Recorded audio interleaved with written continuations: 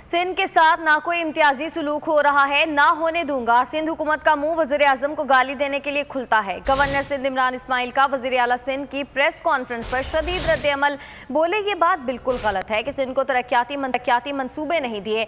सिंध हुकूमत के काम ना करने की बिना पर फंड्स के 3.5 अरब इस साल लैप्स हुए। हलीम आदिल शेख भी वज़ीर आला सिंध पर खूब गर्जे बरसे। कहा मुराद अली शाह की कल मीटिंग में बोलती क्यों बंद थी? सिंध और कराची को गटर में तब्दील कर दिया। कुछ तो शर्म और हया करो। सिंध हुकूमत चाहती है सारे पैसे उन्हें दे दें।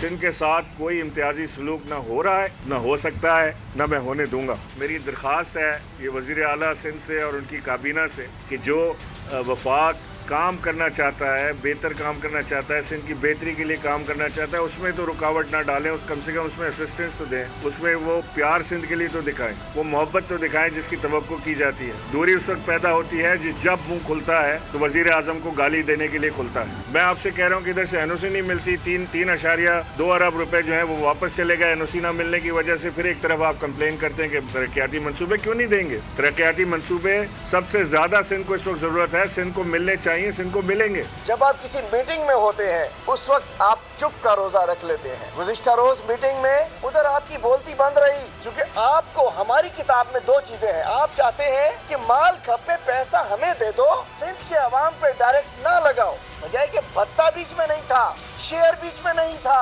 आपका कट बीच में नहीं था।